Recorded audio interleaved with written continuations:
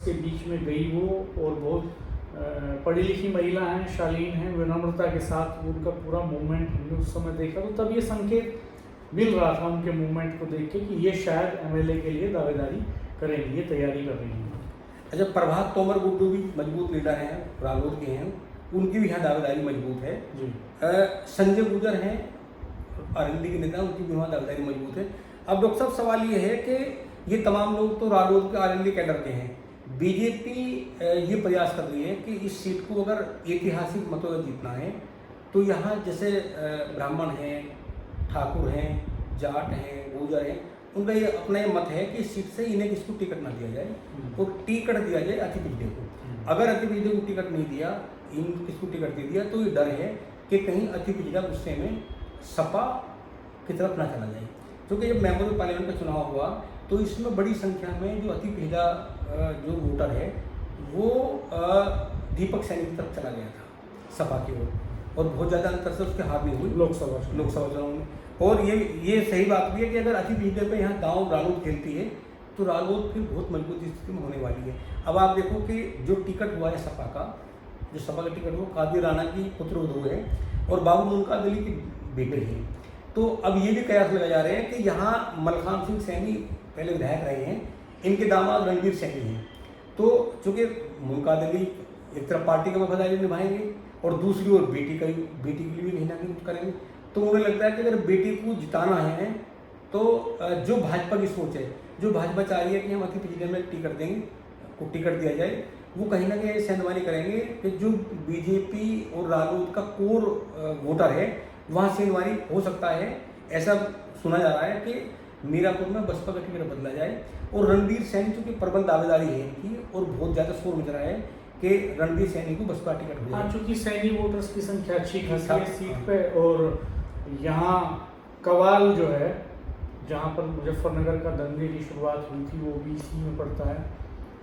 वहाँ के एक एक्स एमएलए खतौली के विक्रम सैनी, वो भी वहीं रहते हैं, उनका गांव है वो, और सैनी वोटर्स की तादाद बड़ी है। और ये जो रणवीर सैनी की आप बात कर रहे हैं, ये जर्नलिस्ट भी रहे हैं, तो काफ़ी एक्टिव हैं, यंग हैं, और इनकी वाइफ मुजफ्फरनगर के डिग्री कॉलेज में प्रोफेसर भी हैं।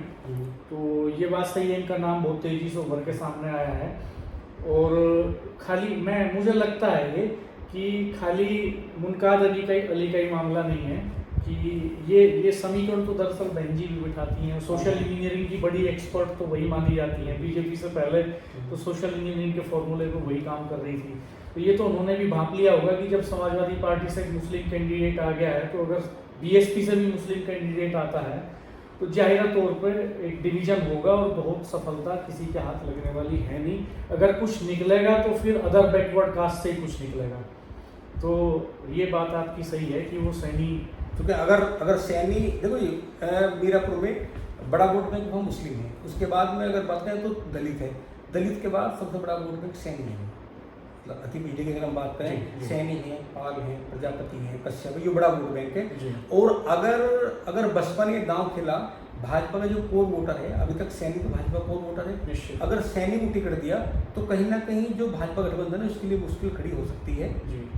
तो अभी फिलहाल ये हालांकि ऐसी स्थिति में चुनाव तिकोना हो सकता है। हाँ बिल्कुल होगा, त्रिकोणीय होगा चुनाव, और त्रिकोणीय चुनाव होगा। फिर आप ये मानिए कि चूँकि कादिर राणा भी मीरापुर कॉन्स्टिट्यूंसी के रहने वाले हैं, वहाँ से बड़े कारोबार, पहले मोरना कॉन्स्टिट्यूंसी थी, पहले वहाँ विधायक रहे, पहले मोरना से विधायक रहे, और फिर मुजफ्फरनगर सांसद रहे 2009 में। कारोबारी हैं और एक वर्ग में ठीक ठाक मजबूत पकड़ भी है, आर्थिक तौर पर मजबूत है। हाँ, तो ये तो देखना पड़ेगा अब जब टिकट क्लियर होगा।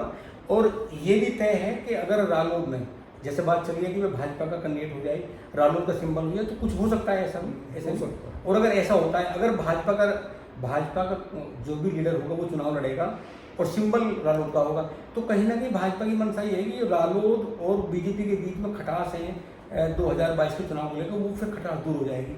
रालोद का वोटर सिंबल में वोट देगा, जो बीजेपी का लीडर चुनाव लड़ेगा तो बीजेपी की पूरी वीटो पावर उसकी जाने लगेगी। अच्छा, एक आरएलडी ज्वाइन की थी जब बीएसपी से टिकट कट गया मलूकनगर का बिजनौर से, तो उन्होंने आरएलडी ज्वाइन कर ली। तब ये माना जा रहा था कि शायद मलूकनगर बिजनौर से कैंडिडेट हो सकता है, लेकिन उनका नंबर नहीं आया। चंदन चौहान बाजी मार ले गए। और मलूक नागर आर्थिक तौर पर सक्षम हैं, कारोबारी हैं बड़े, कई चुनाव मेरठ से भी लड़े लेकिन यहाँ उन्हें सफलता नहीं मिली थी। तो उनका भी नाम बीच में आता है, उनके बेटे का नाम आता है मीरापुर से लेके। इसमें क्या संभावना है? डॉक्टर साहब मैंने सुना अभी मैं एक दिन सोशल मीडिया पर देखा, मैंने अखबार में देखा, एक मीरापुर बड़ा बड़े मतलब ठगी सी वाली विधानसभा है, वहाँ बीजेपी सपा और बस ऐसे बहुत सारे विधायक बने जो बाहर के हैं, मीरापुर के नहीं है, वो विधायक बनते हैं और यहाँ से फिर फरार हो जाते हैं, वो जीतते हैं। तो इस बार ऐसी मैंने मीटिंग सुनी है, ऐसी पंचायत हुई है मीरापुर में अलग अलग जाति समूह की। उन्होंने कहा कि किसी भी जाति का हो, जो लोकल कैंडिडेट होगा उसे ही वोट देंगे। अवतार सिंह बढ़ाना भी आए थे, हाँ, लेकिन वहाँ रहे नहीं। बिल्कुल। तो इस बार सबका फोकस ये होगा कि कोई भी कैंडिडेट हो लोकल हो। तो मलूक नागर जी जो बड़े नेता है, पहले सांसद रहे बिजनौर विधानसभा से, लेकिन जो वोटर की वो मनसा है, वोटर लगातार बहुत सारे एग्जाम्पल देता है। वो एग्जाम्पल करतार सिंह बढ़ाना का देता है, वो एग्जाम्पल अवतार सिंह बढ़ाना का देता है। वो बाहर से बहुत सारे लोग आए, अभी भी मुझे लग रहा है कि बहुत लंबी फहरिस्त है उन नामों की। कोई नोएडा का रहने वाला है, कोई दिल्ली का रहने वाला है, और ऐसी गुर्जर समुदाय की बहुत बड़ी है। वो सब लोग कहते हैं कि पैसा बहुत खर्च करेंगे, लेकिन जो वहाँ का वोटर है उसे पैसे वाले कैंडिडेट से मतलब नहीं, उसे उससे मतलब है जो उसके लोकल का हो, उसके काम आए।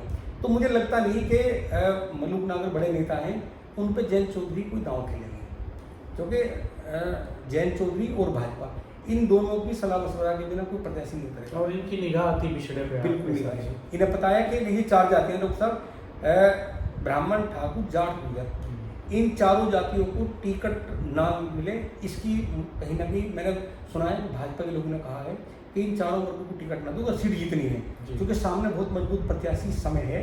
और अगर बसपा ने टिकट बदल के अति पिछड़े का दांव खेलना तो बीजेपी के लिए, रालोद के लिए मुश्किल खड़ी हो सकती है। इसलिए अति पिछड़े पे अगर अति पिछड़ा कोई कैंडिडेट यहाँ बनता है, वो चुनाव लड़ता है, तो मुझे लगता है कि बहुत सेफ चुनाव। अच्छा, जयंत चौधरी के लिए सीट वैसे भी साफ का सवाल है। अगर वो इस सीट को लूज कर जाते हैं बीजेपी के साथ गठबंधन में, सत्ता के साथ गठबंधन में अगर सीट लूज कर गए, तो उनके जो लोग ऐसे हैं बीजेपी के भीतर जो उनके साथ कोalition को पसंद नहीं कर रहे हैं, तो उनको एक कहने का मौका मिलेगा कि इनके पास वोट शिफ्टिंग कैपेसिटी नहीं है, तो खुद ही लड़ाया उन्होंने अपना कैंडिडेट और ये हार गए। नहीं, अभी तो है, अभी मुरादाबाद में एक पूर्व विधायक है संगीत सोम, उन्होंने कहा था ना, हालांकि नाम नहीं लिया, पर चूंकि इशारा यही था कि 1.5 किलो की पार्टी है और वो बार्गेनिंग करती है, 10 सीटें मांगती है।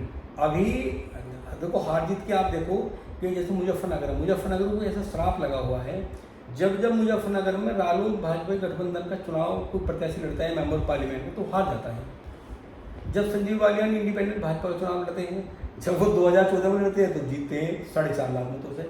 जब वो 2019 का चुनाव लड़ते हैं तो तब भी वो 1 लाख कुछ वोटों से जीतते हैं, नहीं लगभग 21,000 के आसपास जीतते हैं शायद, तो तब भी जीतते हैं 6,000 चौधरी अजीत सिंह जी के 6,000 चुनाव तो लगभग 6,000। तो ये भी इसमें भी कहना कि अगर मुजफ्फरनगर में रालोद के गठबंधन के साथ में अगर संजीव बालियान हार रहे हैं तो ये बहुत सोचने का विषय है जी।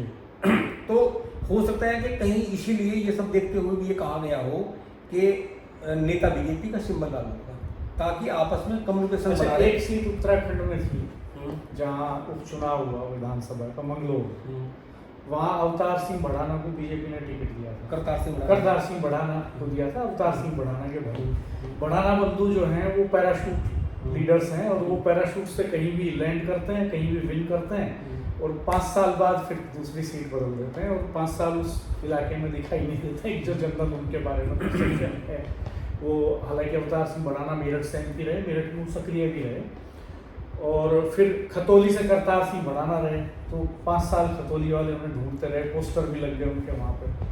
फिर वो अब इस बार चले गए थे मंगलोर, तो जयंत चौधरी उनके लिए एक रैली करने गए थे मंगलोर में, और कॉम्बिनेशन बनाने की कोशिश की थी बीजेपी ने, लेकिन वो लूज कर गए।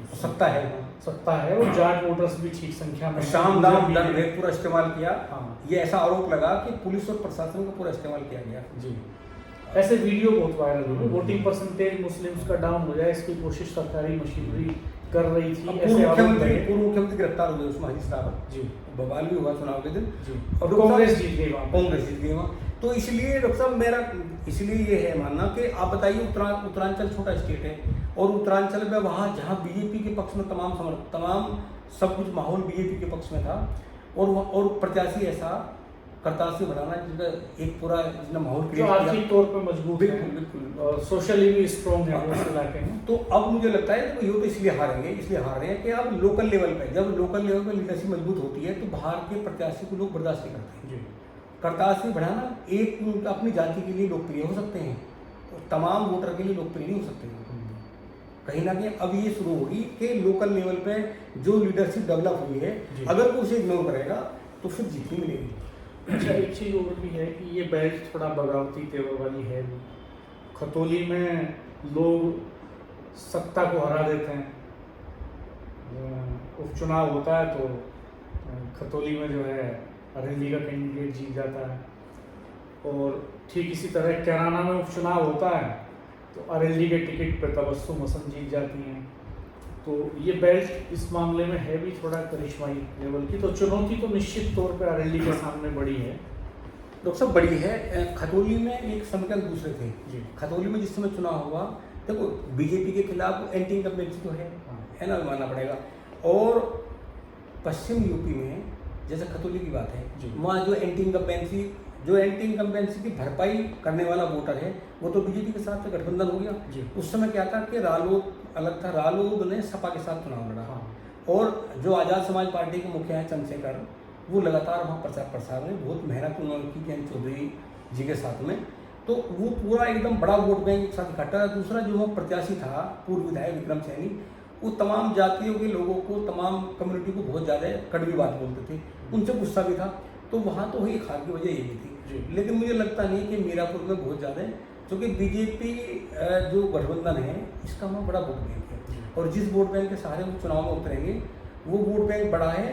सामने जो 3 पार्टियां हैं उनमें जो बचा हुआ वोट वो डिवाइड होगा। तो इसलिए मुझे लगता नहीं कि मीरापुर बहुत ज़्यादा टफ होगी गठबंधन, बशर्ते प्रत्याशी का चयन ठीक जाए।